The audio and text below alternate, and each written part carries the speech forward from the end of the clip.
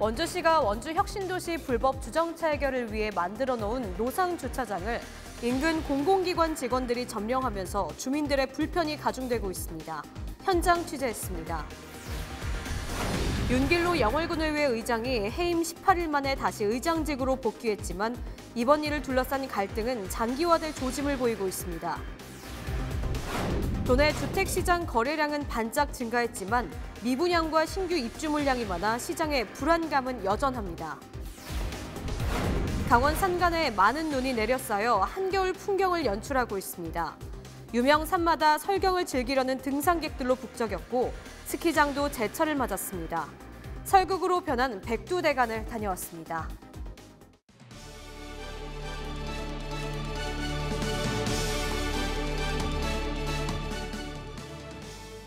시청자 여러분 안녕하십니까? 헬로티비 뉴스 강원입니다. 첫 번째 소식입니다. 원주 혁신도시가 불법 주정차들로 몸살을 앓고 있다고 합니다.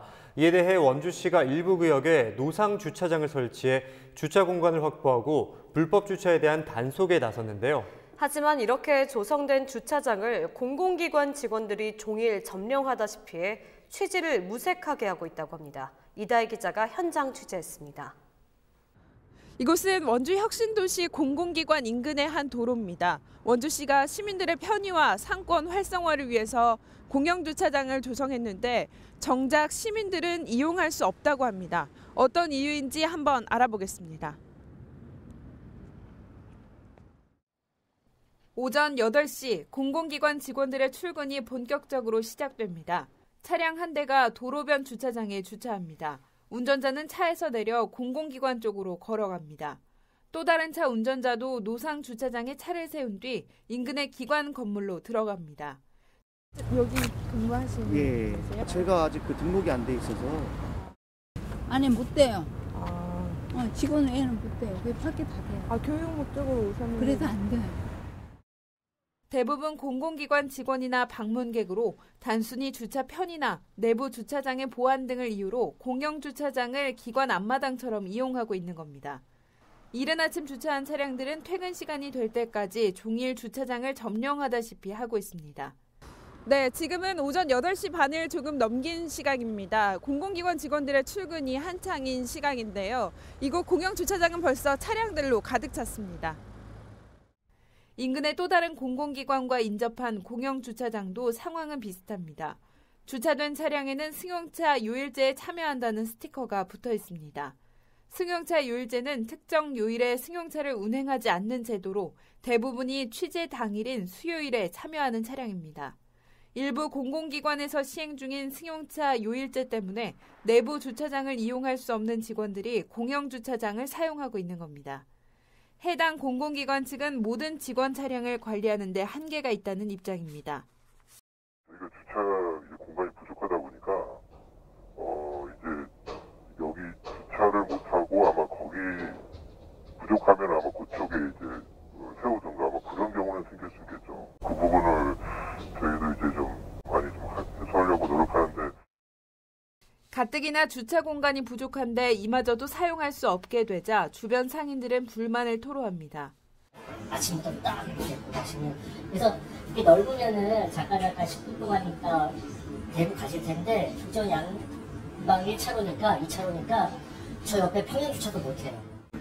저는 이건 정책하시는 분들이 되게 무책임하다고 생각해요. 불법 주차 문제를 해결하고 상가를 활성화하기 위해 조성한 공영주차장. 하지만 당초 취지에 맞게 운영되지 못하면서 원주시는 고심에 빠졌습니다. 해당 공공기관에 협조를 요청하는 공문을 수차례 보냈지만 상황이 나아지지 않자 주차장을 유료화하는 방안을 검토하고 있습니다. 근무하시는 직원들 보는데 아침에 차를 세우신 다음에 저녁에 차를 빼고 있습니다. 종일 주차하면 주차비가 많이 나오기 때문에 주차가 많이 줄거든요. 그러면 이제 일반 시민들이 이용을 많이 하실 수 있죠. 그러나 노상 주차장을 유료화하려면 예산 확보 등 관련 절차가 필요해 빨라도 내년 하반기에나 시행될 전망입니다.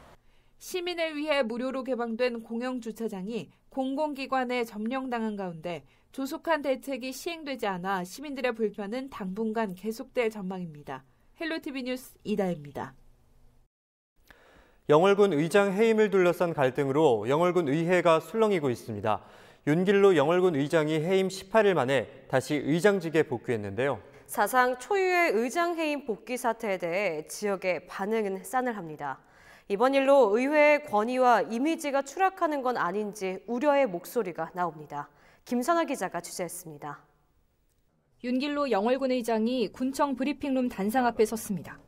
불신임 결의안 가결로 의장직에 해임됐다가 다시 의장 자리를 찾은 것에 대해 입장을 발표하기 위해서입니다. 윤 의장은 춘천지방법원에 제출한 의장직 해임에 대한 업무 효력 정지 무효 가처분 신청이 인용되면서 지난 25일 해임 18일 만에 의장직에 다시 복귀했습니다. 이 작은 지자체에서조차 당리당략에 좌우되는 모든 것들이 4만 국민들의 마음을 아프게 하고 충절의 고장 영월의 자존심에 커다란 상처를 입혔습니다. 윤 의장은 불신임 결의안의 해임 사유가 사실과 다른 내용이 많다며 이에 대한 명예훼손 등 민주당 의원 상대 형사소송 진행 여부는 꼼꼼히 검토한 뒤 결정하겠다고 밝혔습니다. 의장은 복귀했지만 아직 본안 결과 등이 남아 의원들 간의 갈등은 계속될 것으로 보입니다. 민주당 소속 김상태 영월군 의원은 의원들 간 갈등은 여전하지만 의정 활동에는 차질이 없을 것이라고 말했습니다. 잘잘못이 향후에 가려져야 된다고 보고 그 부분에 대해서 사과라든지 그런 부분이 없기 때문에 향후에는 법정 다툼이 계속 이루어질 것 같습니다. 사상 초유의 의장 해임 사태를 바라보는 지역의 시선은 곱지 않습니다. 의원들 간 진흙탕 싸움으로 집행부를 견제하고 감시하는 의회 본연의 역할이 뒷전이 되는 건 아닌지 우려스럽다는 겁니다. 이제 선출직들이 이제 영월군 군민들을 위해서 좀 슬기롭게 논의를 했어야 되는데 영월군의 그 이미지 하락을 좀 실추시킨 것 같아가지고 안타깝습니다. 지난 25일부터 제260일의 정례회를 시작한 영월군 의회. 다음 달까지 행정사무감사와 내년 예산안 심의를 진행하는 가운데 의원 간 갈등의 불씨는 쉽사리 꺼지지 않을 것으로 보입니다. 헬로티비 뉴스 김선아입니다. 지난달 도내 주택 매매량이 큰 폭으로 증가한 것으로 나타났습니다. 부동산 시장에서는 일단 긍정적인 신호로 보고 있는데요.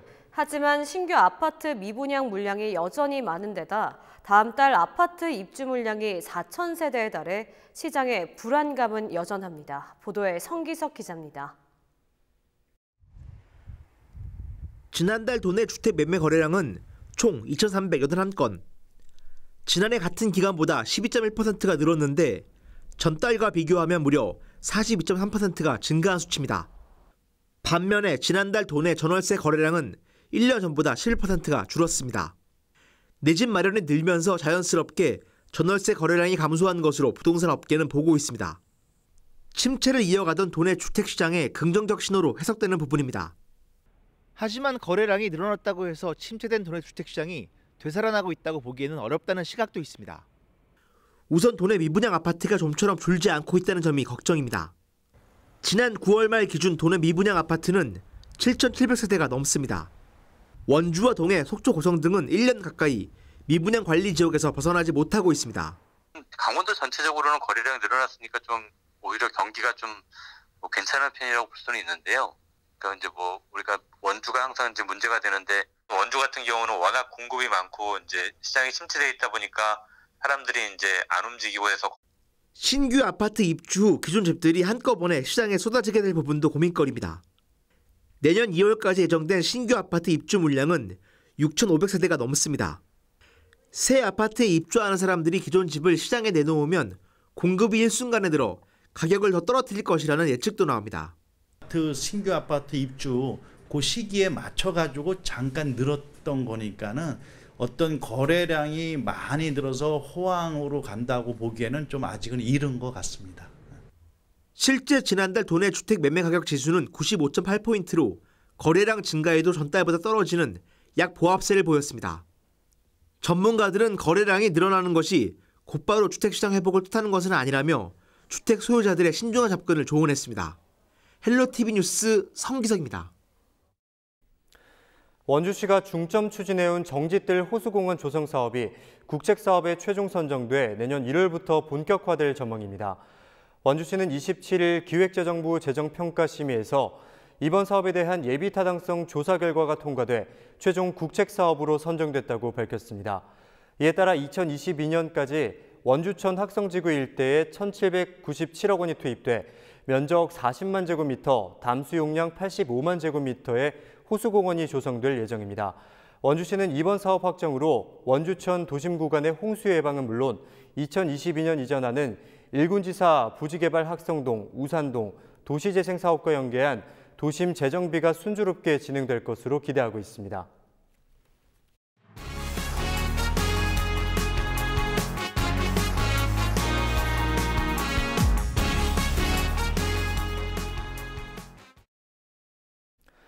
강원 산간은 많은 눈이 쌓이면서 벌써 한겨울 풍경이라고 합니다.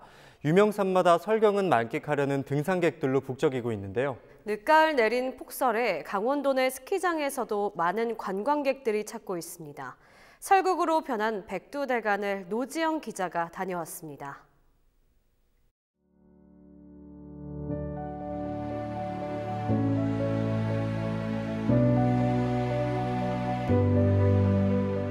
해발 830m의 대관령 정상.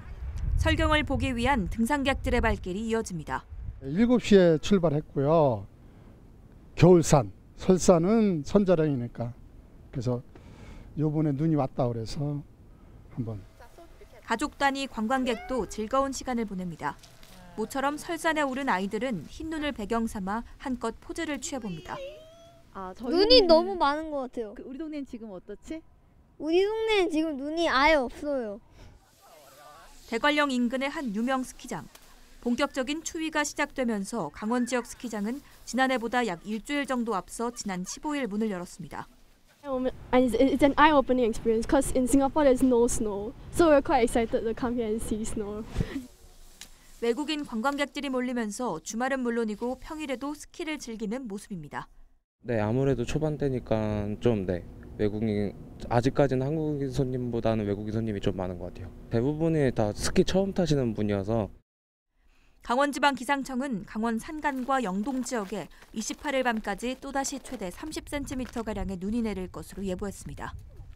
헬로티비 뉴스 노지영입니다.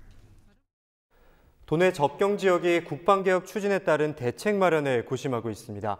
인구 감소와 상경기 침체가 지역 소멸로 이어질 것이란 우려 때문인데요. 위기 극복을 위해 양구군은 전국 최초로 군장병에게 교통비를 지원하기로 했습니다. 지역 경기 활성화의 대안이 될 수 있을지 주목됩니다. 한재영 기자의 보도입니다. 양구군의 중심 상권이 흔들리기 시작했습니다. 올해 초 군 위수 지역이 2시간 거리로 확대하면서 외출을 나온 군장병이 인근 대도시로 빠져나갔기 때문입니다. 최근에는 국방개혁에 따라 지역에 위치한 사당까지 해체 수순을 밟으면서 지역 위기감은 더욱 커졌습니다. 지역에 주둔해 있던 군인과 가족 등 7천여 명이 지역을 떠나가면 인구 2만 명 선이 붕괴하고 경제 손실도 수백억 원에 이를 것으로 우려됩니다. 군인 의존도가 높았던 지역 상인들은 매출 급감에 따른 생활고까지 호소합니다. 80~90%는 뭐 완전히 꽝. 그러니까 예를 들어서 병사나 하사분들 장병 장사하는 분들은 매출이 뭐 완전히 바닥이죠. 인원이 감소가 됐는데 어떻게 뭐 그게 괜찮아요? 군인들 아니면 여기는 숙대박되는 것입니다. 더 영향이 커지는 게 아니라 뭐 여기는 그냥 뭐 죽는 거죠. 강원도 전방 지역 거의 다 군인들로 먹고 살았잖아요. 양구군은 인구 감소와 경기 침체가 지역 소멸로 이어지지 않도록 전국 최초로 군인 교통비를 지원하기로 했습니다. 내년부터 평일 외출을 나오는 병사들에게 최대 16,000원 한도의 택시 쿠폰을 지원합니다. 또 군복을 입은 병사들에게는 농어촌 버스도 무료로 이용할 수 있도록 합니다. 여가 활동할 수 있게끔 내년부터 이제 교통비 지원 사업을 추진하게 되었습니다. 군장병들이 평일 외출을 지원해주면 아무래도 지역 인근 상인들의 경기화 활성화에도 약간 도움이 되지 않을까 그렇게 생각합니다. 국방개혁 추진으로 도내 5개 접경 지역에서 빠져나가는 군인은 약 2만 6천여 명. 이에 도내 5개 접경 지역은 협의회를 구성하고 지역 존립을 위해 접경지역 특별법 개정과 군 유휴부지 무상영려 등을 촉구하고 있습니다. 국방개혁 추진에 따라 인구 감소와 경기 침체의 위기를 맞고 있는 접경지역. 국가 안보를 위한 정책이 지역 소멸로 이어지지 않도록 중앙정부 차원의 다각적인 지원책 마련도 필요해 보입니다. 헬로티비 뉴스 한지영입니다. 동해시의회가 농업인과 농수산 분야에 대한 미세먼지 특별대책 마련을 촉구하는 건의안을 27일 채택했습니다. 시의회는 건의문을 통해 미세먼지 특별법에 따른 취약계층인 농업인에 대한 지원을 강화하고 미세먼지 피해 농가를 지원하기 위한 관련 법안 통과를 요구했습니다. 또 국무총리실 직속 미세먼지 특별대책위원회 산하 농어촌 미세먼지 대책 특별기구를 설치해 줄 것을 함께 건의했습니다. 특히 석탄 화력 발전소와 시멘트 공장 등 오염물질 배출원이 많은 동해시에 대해 심층적 실태 조사와 피해 현황 파악 추진을 촉구했습니다. 춘천시가 슈퍼 현미경으로 불리는 방사광 가속기 유치에 나섰습니다. 방사광 가속기는 전자를 가속해 만든 빛을 이용해 물질의 미세 구조와 현상을 관찰하는 최첨단 연구시설입니다. 방사광 가속기는 단백질 구조를 파악할 수 있어 신종플루와 에이즈와 같은 신약 개발에 유용하고 물리와 화학, 생물과 반도체 개발 등 다양한 분야에서 활용이 가능합니다. 정부가 최근 현재 포항에 구축된 방사광 가속기를 추가 구축한다는 계획이 알려지면서 전남과 충북 등에서 유치 의사를 밝혔고 춘천시도 유치전에 합류했습니다. 춘천시는 지난 9월부터 박영일 이화여대 교수와 학계과 관련 전문가 등으로 구성된 유치위원회를 구성해 유치를 준비해왔다고 설명했습니다. 속초해양경찰서가 고성 거진항 계류장에서 신형 연안구조정 S12 취역식을 개최했습니다. 이번에 들여온 연안구조정의 최대 시속은 약 65km로 2m 이상 파도에서도 임무 수행이 가능합니다. 해경은 해안가 안전사고 대응을 위해 신형 연안구조정을 거진파출소에 배치할 계획입니다. 현재 거진파출소에 등록된 선박은 모두 500여 척으로 하루 400여 척이 출입항하는 것으로 나타났습니다.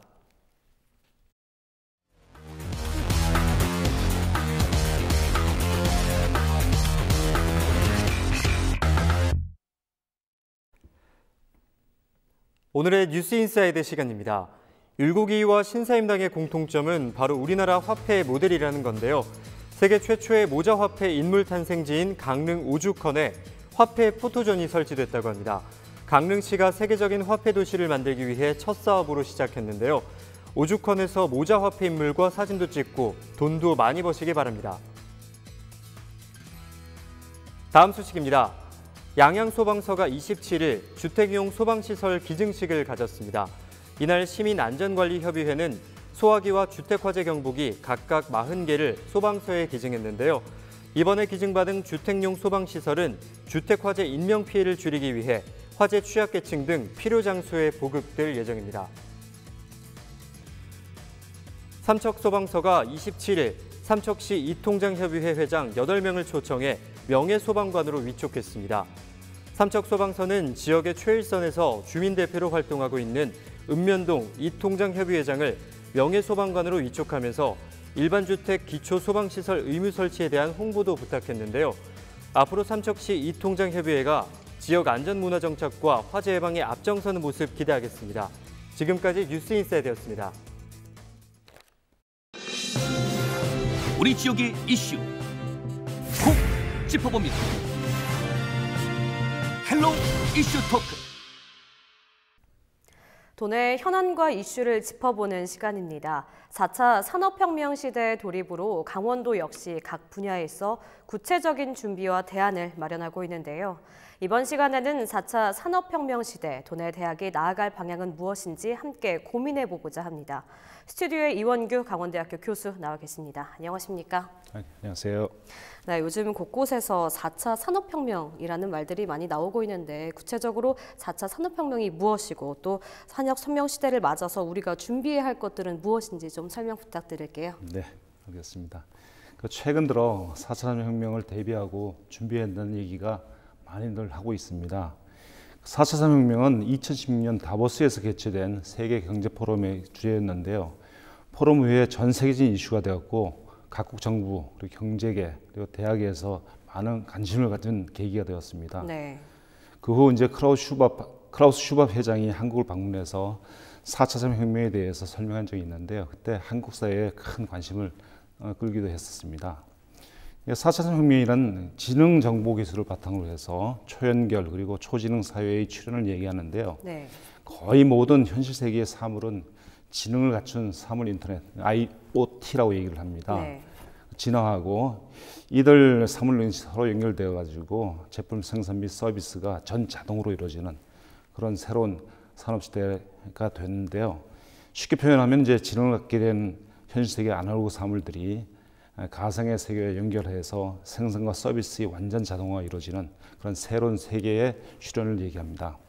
네, 강원도 역시 4차 산업혁명 시대를 맞이해서 각 분야에서 본격적인 준비와 대비를 좀 하고 있는 걸로 알고 있는데 대학 교육 역시 4차 산업혁명 시대를 맞아서 철저한 좀 준비가 필요해 보이는데 어떤 준비가 좀 필요하다고 보십니까, 교수님? 네, 저 생각에는 이제 4차 산업혁명 시대에 ICT 기반의 융복합 기술의 요구가 있고요. 네. 그리고 산업 구조의 혁신적인 변화가 있고 그리고 플랫폼 비즈니스 창출에 따른 혁신적인 패러다임 변화가 있는데요. 이를 대처하고 주도할 수 있는 유연성 있고 창의성의 인재가 필요합니다. 이런 인재 인재양성과 배치를 위해서 교육이 매우 중요하다고 생각하고요. 이를 위해서 이제 대학 교육도 미래 사회를 선도하는 창의적 협동 인재의 양성하고 그 배치를 위해서 상당한 변화가 요구가 됩니다. 그래서 여기에는 이제 대학 교육 과정의 변화라든지 교육 과정과 운영의 자율성 확대라든지 학문 분야의 융복합화 그리고 교육 방법의 혁신적 변화 그리고 학사 구조의 최적화 그리고 이제 최종적으로 봤을 때 산업체의 요구를 반영하는 맞춤식 교육을 활성화하는 것들이 중요한데요. 네. 대학 교육의 유연화가 필요합니다. 그래서 현재 이제 대학들은 그런 대학원을 찾기 위해서 발빠르게 노력을 좀 하고 있는 중입니다. 네, 그렇다면 강원도 대학의 경우를 좀 자세히 살펴볼 필요가 있을 것 같은데 4차 산업혁명 시대를 맞아서 도내 그 강원대 교육의 좀 전망과 현실과 전망 좀 어떻게 보고 계시는지 말씀해 주시죠. 네, 현재 도내 대학들은 이제 학령인구 급속한 감소 때문에 향후 신입생을 입학 정원에 맞게 충원하기가 지금 벅찬 시기를 맞이하게 되는데요. 네. 그리고 이제 2021년도에 교육부에서 이제 대학 기본 영역 평가를 하게 돼서 여기 중요한 평가 요소가 이제 두 가지가 있습니다. 첫 번째는 이제 다가온 4차 산업혁명 시대를 맞이해서 학사 및 교육 체계를 확보하고 철저하게 운영하는 것이 이제 첫 번째 요소가 되는 거고요. 네. 두 번째 요소는 신입생하고 재학생의 충원율입니다. 이걸 적정 수준으로 유지하냐가 관건이 되는데요. 네. 이 중에서 이제 충원율은 대학의 생사가 이제 걸려 있는 문제입니다. 그렇죠. 그래서 이것 때문에 이제 대학에서는 여러 가지 제도를 변화시키면서 또 학생들을 이제 유치하기 위해서 노력을 좀 하고 있는데요. 네. 만약에 충원율이 어느 정도 미치지 못한다 그러면은 대학 재정에 상당히 문제를 이제 발생을 시키게 됩니다. 네. 그리고 향후에는 대학 소멸까지도 이제 우리가 이어지게 되니까. 이어지게 되니까 상당히 이게 중요한 요소가 되고요. 하지만 이제 이를 계기로 해서 도내 대학들은 이제 4차 산업혁명 시대 평가 대상이 되기 때문에 그래서 인재 양성을 위한 교육에 더욱 신경 쓸 것으로 생각이 되고요.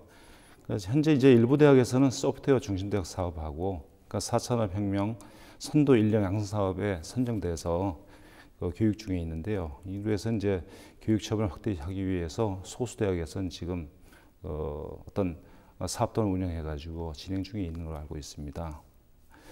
그리고 이제 대학 자체별로서는 기초교양 교육을 개편해가지고 미래 사회에 필수적인 컴퓨터 활용 교육 그리고 코딩 교육 이런 강좌를 이제 전체 학생을 대상으로 운영한 사례가 점점 늘고 있습니다. 네. 그래서 근데 이제 학문 공동체로 구성된 이제 대학이다 보니까 생각보다 외부 변화에 대응하는 속도가 매우 느립니다. 네.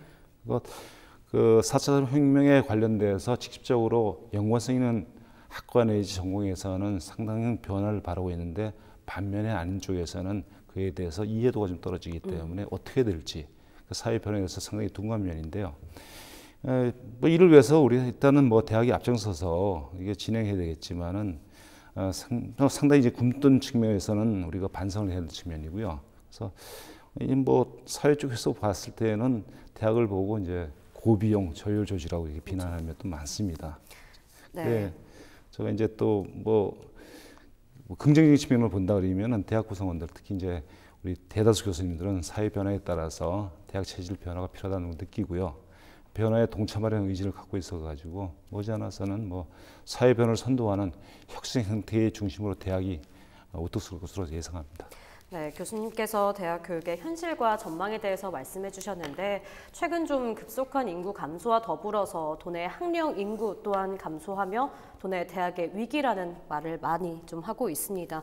교수님께서 방금 말씀해 주신 것처럼 특히 도에서 육성한 인재들이 대부분 졸업을 해서 좀 도외로 유출되고 있는 걸 가장 큰 문제점으로 말씀을 해주셨잖아요. 네. 필요한 인재를 도에 머물게 할 방안들은 좀 없을까요? 예, 그것만 찾아봐야 되는데요. 제가 이제 재직하는 강원대에서 강원도 출신 신입생 비율이 한 30% 정도 됩니다. 네. 그때 이제 도내 대학의 강원도 학생들이 진학률이 그렇게 높지가 않습니다. 이것은 이제 도내 대학의 학생들이 만족할 만한 만족도가 좀 떨어진다고 볼 수 있고요. 네. 그래서 급선무는 도내 대학의 경쟁력을 확보하는 것이 중요하고요. 그걸 통해서 학생의 만족도를 높여서 우리가 이제 학생 충원율에 상당히 신경을 쓸 수 있게끔 만드는 것이 중요하다고 봅니다. 그래서 대학 평가하고도 연계되어 있기 때문에 그런 측면은 좀 고려해야 되고요. 최근 이제 강원 지역 대학생하고 청년들 대상으로 조사한 결과를 보면은 상대적으로 이제 급여하고 복지, 근무 환경을 얘기하는 거죠. 그것이 좀 좋고 그리고 이제 미래 성장 가능성이 커 보이는 서울하고 이제 수도권 쪽으로 네. 직장을 얻고자 하는 학생이 또는 청년들이 대다수였습니다. 뭐 여기도 이제 강원도가 소외되는 상태가 되는데요. 그런데 긍정적인 측면에서는 이제 비슷한 조건이라 그러면은 직장의 소지에 상관없이 뭐 강원도도 좋다 하는 학생들도 많다는 걸 이제 우리가 조사를 통해서 이제 알게 됐었고요. 네네. 따라서 이제 그 성장 비전이 확실한 알찬 기업을 도내에 유치한다든지 또 기존 업체의 질적 성장을 이제 지원해서 만족도 높은 기업 환경을 만들어주면은 우리 지역 인재들 유출을 최소화시키고 또 도외에 있는 인재들도 유입시키는 그런 어떤 좋은 효과가 있지 않을까 됩니다. 그래서 한편 또 우리 4차 혁명 시대를 맞이하고 긍정적으로 볼 수 있는 것들은요.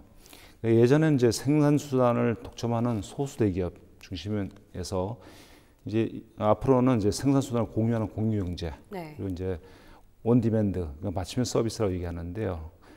온디맨드 경제의 활성화로 해서 이제 후발 기업하고 스타트업 기업들이 그 ICT 기반 플랫폼을 이용해서 다양한 서비스하고 사업 모델을 갖추면서 이제 기존의 거대 기업 초월할 수 있는 기회가 분명히 생깁니다. 따라서 다가온 4차 혁명 시대에는 기업의 소재지와 상관없이 다양한 사업 기회가 주어질 수 있기 때문에 강원도가 오히려 기업이 들어서기 좋은 최적지가 되지 않을까 이렇게 예상도 해봅니다. 그래서 그런 측면에서는 우리가 그 훌륭한 기업들을 좀 유치한다든지 또는 청년 창업을 통해 가지고 창업 생태계를 활성화시키면은 도내에 있는 학생들 또 뭐 인재들이 도외로 유출되는 것들을 최대한 억제시킬 수 있을 거라고 생각됩니다. 4차 산업혁명 시대 도내 대학의 현실과 전망에 대한 이야기 나누고 있는데요. 여기서 잠시 강원도는 4차 산업혁명을 어떻게 준비하는지 정책 기반을 마련한 김석중 강원연구원 선임연구위원 전화 연결해 보도록 하겠습니다. 안녕하십니까? 네, 안녕하십니까? 네, 먼저 4차 산업혁명 시대를 맞아서 강원도에서 마련한 정책, 구체적으로 어떤 내용들이 있는지 설명해 주실까요? 네, 사실은 이제 4차 산업혁명에 대한 이야기를 많이 하고 있는데 네. 아직도 그 누구도 4차 산업혁명은 이것입니다라고 정의가 명확히 내려져 있는 것은 아닙니다. 그래서 이제 각 지역마다 우리들이 지향하고자 하는 4차 산업혁명은 뭐다라고 하는 것을 스스로 정의하고 난 다음에 이제 추진하는 것이 필요한데요. 강원도에서는 데이터를 수집하고 그다음에 저장 및 분석, 가치 창출, 그리고 신서비스 창출이라고 하는 생태계를 만드는 것으로 정의를 내렸습니다. 그래서 이것을 위해서 저희들은 어떤 데이터 산업에 대한 인프라를 구축하고 데이터 활용에 대한 어떤 생태계를 조성하는 문제, 그 다음에 이제 저희들이 실질적인 산업으로 스마트 라이프 산업이라고 하는 부분을 정의했는데요. 구체적으로는 뭐 스마트 헬스케어라든지 모빌리티라든지 스마트 관광이라든지 푸드테크라든지 하는 부분을 육성하고 마지막으로 이 사람들을 위한 새로운 일자리를 창출하자라고 하는 4대 추진 전략을 선정했습니다. 네, 방금 박사님께서 말씀해 주신 것처럼 강원도는 뭐 시멘트와 식료품, 자동차 부품 등 주력 산업, 그리고 또 의료기기와 바이오 산업 등의 전략 사업, 그리고 뭐 이모빌리티 산업을 꼽고 있는데, 그렇다면 극심한 인구 문제로 몸살을 앓고 있는 강원도가 4차 산업혁명 시대 속에서 경쟁력을 갖추기 위해서 앞으로 좀 어떠한 노력들이 필요하다고 보십니까? 결국은 이 부분은 이제 사람이 문제입니다. 그래서 저희들은 어떻게 하면 데이터 사이언티스트를 잘 육성하고 그 사람들이 뭐 서울이라든지 수도권으로 나가지 않고 강원도의 자리를 잘 잡을 수 있도록 어떤 창업 환경이라든지 관련 기업을 갖다 유치하는 게 가장 중요하다라는 생각이 들고요. 그다음에 이런 데이터의 기반 위에 조금 전에 말씀하셨던 다양한 이제 강원도에서 하려고 하는 스마트 라이프 산업, 그래서 뭐 스마트 헬스케어라든지 그다음에 이모빌리티라든지 스마트 관광이라든지 그다음에 저희들이 농업에 대한 그 새로운 4차 산업혁명을 저희가 푸드테크라고 정의를 내렸는데, 이러한 산업을 갖다가 잘 기존의 산업들이 전환될 수 있도록 하는 그런 부분이 가장 중요하고, 그리고 이제 마지막으로 강원도에서 생산되고 있는 이러한 데이터들을 제대로 가치화하고 기업이 비즈니스 모델로 만들 수 있도록 지원하는 노력이 가장 중요하다고 생각을 합니다. 네, 이번 시간 강원대학 교육에 대한 이야기를 나누고 있는데, 강원도가 추진하는 4차 산업 정책과 맞물려서 도가 필요한 인재를 육성하는 도내 대학들은 좀 앞으로 어떤 방향으로 나아가야 한다고 보십니까? 저희들이 강원도 4차 산업혁명 정책을 세우면서 의미 있는 대학을 하나 벤치마킹을 했는데요. 네. 거기가 이제 일본의 아이즈 대학이라고 하는 데입니다. 그 대학에서는 데이터 사이언티스트 학과에서 지역의 문제를 수업 강좌로 채택을 해서 지역에 있는 데이터를 모아서 빅데이터 분석을 한 다음에 그 문제를 이제 해결하면서 지역의 다양한 문제들에 대한 해결 방안을 내고 있었어요. 결국 그 학생들이 졸업을 하게 되면 지역 전문가가 되고 지역의 데이터 사이언티스트가 되면서 다른 데로 안 가고 지역에서 이제 창업을 하게 되거든요. 그래서 작년에 일본 공립대학 전체 중에서 창업률 1위를 갖다가 기록한 그런 어찌 보면 사건이라고 하면 사건이 있었습니다. 그래서 결국은 앞으로의 강원도의 대학도 대학 안에서 이런 4차 산업혁명에 맞는 툴을 가지고 지역 문제를 해결하는 그런 인재를 만들어내야 된다, 이렇게 생각을 합니다. 네, 지금까지 김석중 강원연구원 선임연구위원과 이야기 나눠봤습니다. 오늘 말씀 감사합니다. 네, 결국 도에서 추진하는 좀 정책과 맞물려서 시대가 원하고 또 지역이 필요로 하는 인재를 좀 육성하고, 그 인재가 육성된 인재가 도내에서 활발하게 좀 활동을 하는 것이 주 목적일 것 같은데, 그렇다면 필요한 인재를 좀 육성하기 위해서 앞으로 대학들은 좀 어떠한 노력들을 해야 한다고 좀 보십니까? 네, 우선 4차 산업혁명을 동참하고 선도할 수 있는 인재를 양성 배출하는 것이 대학의 책무라고 생각합니다. 앞으로 이제 4차 산업혁명이 확산되고 보편화되면은 점점 커지는 미래 사회에는 이제 불확실성하고 비동시성이 생기는데요. 이때는 이제 새로운 창의적 인재를 이제 요구합니다. 이를 위해서 이제 대학에서는 학생들에게 단편적인 지식보다는 지식의 구조로서 학문의 기본 개념과 원리를 확실하게 터득할 수 있도록 발견식, 탐구식 그런 교육 방법을 새로운 이제 교육 방법을 도입해 가지고 학생을 이제 가르쳐야 되고요. 네. 그리고 앞으로는 사회가 초연결 사회로 이제 바뀌기 때문에 개방과 공유 그리고 협력적인 태도와 사고를 갖출 수 있도록 지도를 해야 됩니다.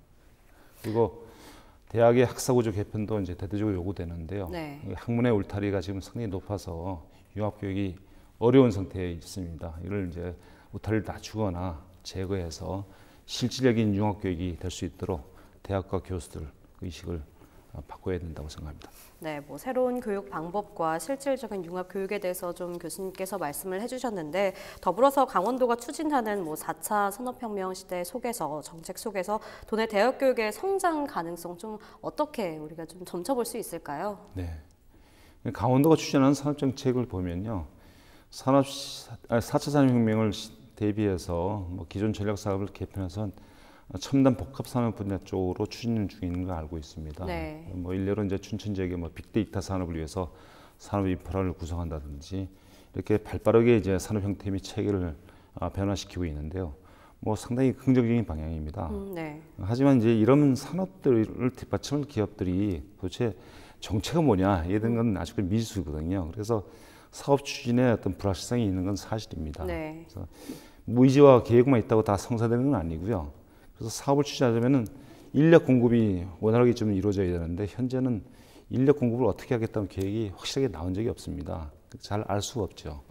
따라서 만약에 이제 도내 대학들과 관련된 사업 추진 기업 간에 대화천이 잇따르면은 사업의 이해도도 높이고 그리고 관련 인력의 확보를 위한 방안도 내놓고 그 인력 양성과 공급에 대한 협의가 이루어지면서 기업 쪽에서는 인재를 이제 채용하기 쉬워지고 대학에서는 취업률 증가하고 관련 전공의 활성화를 할 수 있는 이제 기회를 얻게 되는 거죠. 그래서 서로 윈윈할 수 있는 찬스를 좀 얻게 되는데요. 그렇게 되면 이제 강원도 도내 대학들은 뭐 지역 밀착형 대학으로 상승 발전할 수 있는 좋은 기회가 될 거라고 생각합니다. 네, 다양한 정책 속에서도 좀 인력 공급에 대한 문제점이 있다고 말씀을 해주셨는데 방금 이제 전화 연결해서도 박사님께서도 여쭤봤지만 4차 산업혁명 시대 도내 대학과 대학 교육 좀 앞으로 어떤 방향으로 나아가야 한다고 보시는지 끝으로 말씀을 해주시죠. 아직도 4차 산업혁명 이전 시대에 이제 머무는 학사 시스템하고 그런 관행들 그걸 이제 사회 변화와 요구에 맞게끔 재편할 수 있어야 생각합니다. 네. 있어야 된다 생각합니다. 그리고 학령 인구의 감소를 극복하고 대학과 지역 사회가 이제 상생할 수 있는 방법도 찾아야 되고요. 그리고 이제 그를 위해서는 더욱 유연한 자세하고 생각들이 우리 대학 구성원들한테 요구된다고 볼 수가 있습니다. 그리고 미래 산업이 절대적으로 필요한 분야인데요. 그 ICT 전공 현실을 강원대를 비추어서 보면은 전체 공과 계열의 교수의 대비해서 한 15% 정도밖에 안 됩니다. 네. 그래서 그 정도로 이제 ICT 전공 교수 확보되어 있는데요. 학생 숫자도 아마 거의 유사할 거라고 생각됩니다. 비율이. 네. 이런 이제 ICT 전공 교수들이 실제로 이제 미래 사회 수요에 대비할 수 있는 그런 전공 분야의 교수로 생각되는데 절대적으로 부족한 걸 알 수가 있죠. 물론 이제 학생도 상당히 부족한데요. 그래서 대학에서는 이제 관련 전공 교수라든지 그리고 또 학생의 숫자를 유연하게 조정할 수 있는 그런 자세도 이제 가져야 된다 보고요. 네. 근데 이제 좀 어려운 점이 뭐냐면은 AI와 빅데이터 관련돼서는 전공 교수를 초빙하기 쉽지 않습니다. 대학의 열악한 급여라든지 이런 걸 대비해서 보면은 이게 전 세계적으로 지금 AI 빅데이터 관련된 전문가가 되게 수요가 많고 네. 그래서 한국 내에서 찾기가 상당히 쉽지 않은 문제인데요. 그래서 이제 미래 사회를 대비해 가지고 우리가 그런 어떤 교수라든지 학생의 숫자를 확보하는 것이 좀 유연성 있고 실효성 있게 되는 교육 정책이 이제 필요하다 봅니다. 네, 오늘 여기까지 듣도록 하겠습니다. 지금까지 이원규 교수와 함께 이야기 나눠봤습니다. 이번 시간 함께해 주셔서 감사합니다. 네, 고맙습니다.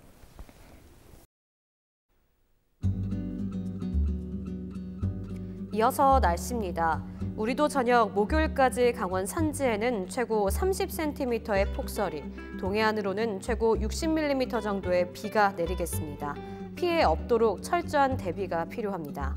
금요일 아침에는 다시 찬바람이 강해지면서 반짝 추위가 찾아오겠습니다. 다가오는 일요일에는 다시 눈비가 오겠고 그친 뒤에는 한층 더 추워지겠습니다. 목요일 아침 기온 춘천과 원주 1도, 속초와 강릉 3도로 영상권의 기온 분포를 보이겠습니다. 한낮 기온 춘천 8도, 강릉 7도, 원주 9도가 예상됩니다. 헬로티비 뉴스를 마칩니다. 헬로티비 뉴스는 지영민과 함께합니다. 시청해주신 여러분 고맙습니다.